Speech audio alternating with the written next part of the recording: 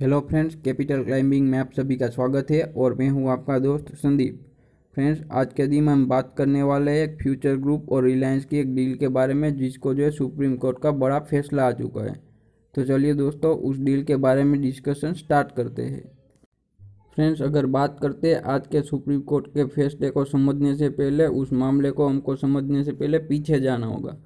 आपको यहाँ पर एक फोटोग्राफ दिखाई दे रहा है, उस पर दिखाई दे रहा है एक व्यक्ति का, जो है फ्यूचर ग्रुप के प्रमोटर। उसका नाम है किशोर बियानी। आप लोग जानते ही होंगे, क्योंकि जो बिग बाज़ार और बड़ी जो रिटेल चेन को ऑर्गेनाइज मैनर में इंडिया में लाने वाले यही व्यक्ति थे सबसे पहले।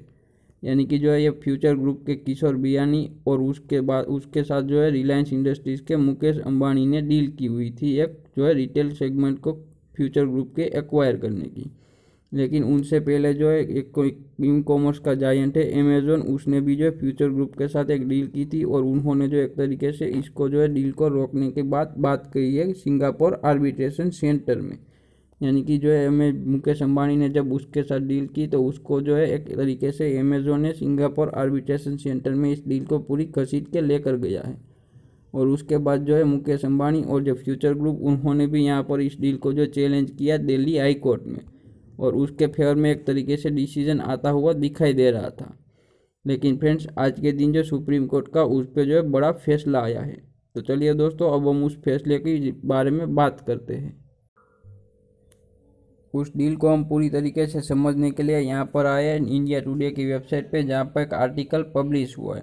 फ्रेंड्स, मेनली जो न्यूज़ को एक तरीके से डिस्ट्रीब्यूट करना, स्प्रेड करना या आपको इन्फॉर्म करने का काम न्यूज़ एजेंसी या फिर न्यूज़ चैनल का होता है। तो फ्रेंड्स, यहाँ पर जो रिलायंस और फ्यूचर की डील जो है, उसको जो सुप्रीम कोर्ट ने अमेजोन के फेवर में जो एक तरीके से फैसला दिया है, उसके बारे में हम बात करेंगे। यहाँ पर लिखा है, Reliance future retail deal supreme court rules in favour of Amazon says emergency award is enforceable. अगर बात करते हैं फ्रेंड्स इमरजेंसी अवॉर्ड यानी कि टर्मिनोलॉजी क्या कहती है, तो उसके बारे में मेनली बात करेंगे। इमरजेंसी अवॉर्ड वो है कि जो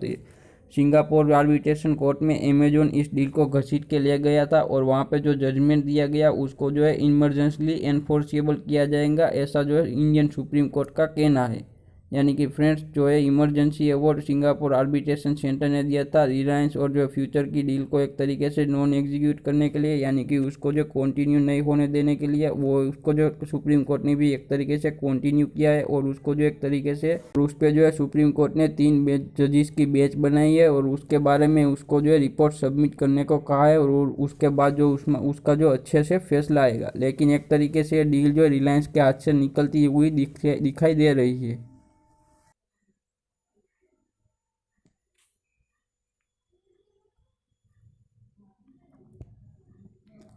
फ्रेंड्स, यहाँ पर जो आर्टिकल में फर्दर पब्लिश किया गया है, the Supreme Court in favour of e commerce giant Amazon.com after it had filed appeal against 24,713 crore की डील थी merger of Future Retail Limited with Reliance retail.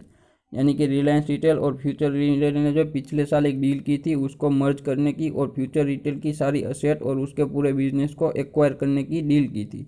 लेकिन फ्रेंड्स, ये जो ई कॉमर्स जायंट है अमेजन, उन्होंने जो पहले जो रिलायंस ने डील की, उससे पहले फ्यूचर रिटेल के साथ डील की थी, और उसमें क्लोज एनक्लोज किया था कि वो जो है फिलहाल इस डील के बाद किसी के साथ और डील नहीं कर सकता।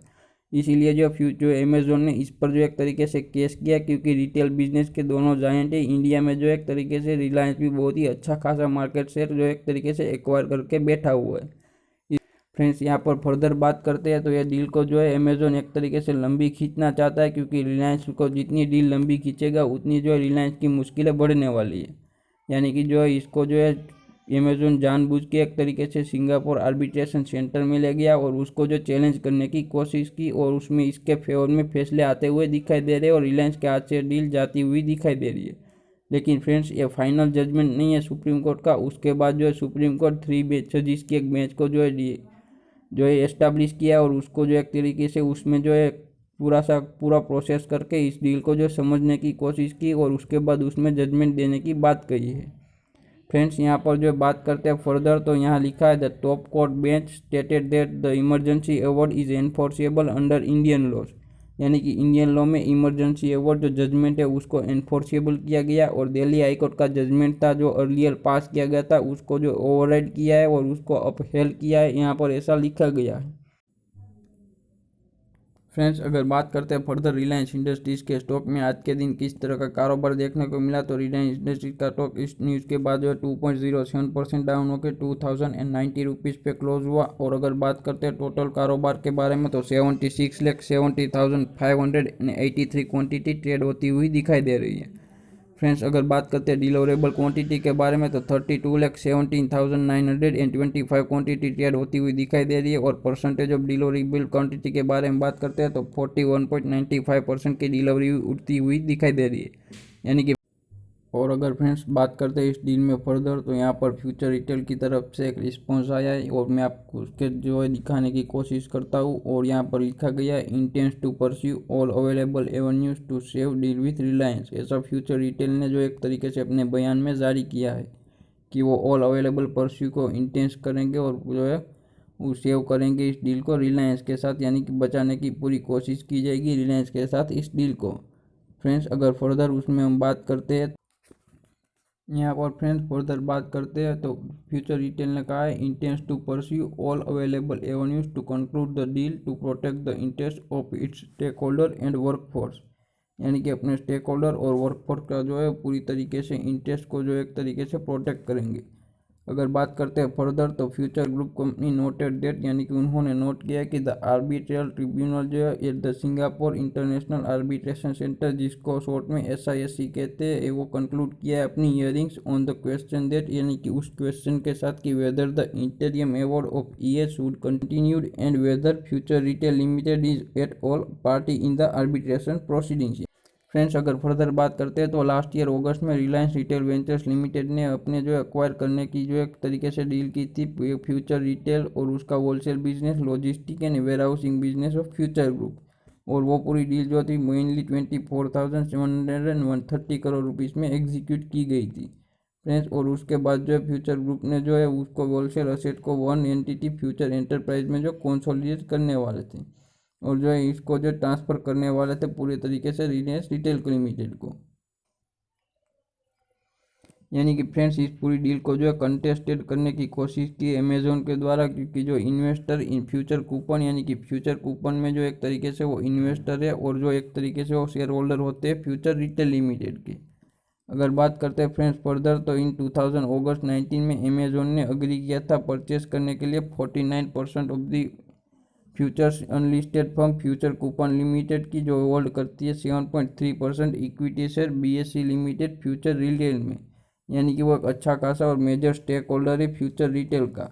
और यहाँ पर फर्दर बताया गया with the right to buy into a flagship Future Retail after a period of 3 to 10 years, या कि 3 से 10 साल में जो है जो अमेजोन इस फ्यूचर रिटेल को जो है एक तरीके से बाय करने की कोशिश करने वाला था फ्लैगशिप में, यानी कि वो पूरी डील एग्जीक्यूट की गई थी। और अगर फ्रेंड्स बात करते हैं अमेजोन के उसके बारे में जो एक तरीके से रिप्लाई या फिर एक तरीके से जो है प्रतिक्रिया के बारे में, तो उन्होंने एक तरीके से यहाँ बताया कि we welcome the verdict of honourable Supreme Court of India upholding the emergency arbitration award with the of that this will hasten a resolution of the dispute with Future Group, Amazon said in a statement, यानी कि Amazon ने अपने statement में बताया कि वो इसको जो एक तरीके से इस जो फैसला सुप्रीम कोर्ट ने सुना है उसको वेलकम करते हैं और उसको जो एक तरीके से वो पे कि इस रेजोल्यूशन को एक्सटेंड करेंगे और फ्यूचर ग्रुप के साथ डिस्प्यूट एक तरीके से जो वाइप आउट कर देंगे। फ्रेंड्स, अगर बात करते हैं फर्दर फ्यूचर रिटेल के शेयर्स में तो इस जो न्यूज़ के बाद जो फ्यूचर रिटेल के शेयर में 9.94% यानी कि ऑलमोस्ट 10% की गिरावट आई है और ट्रेडिंग सेशन में क्लोज होने के बाद 52 रुपीज़ और 55 रुपीज़ पे क्लोज हुआ है।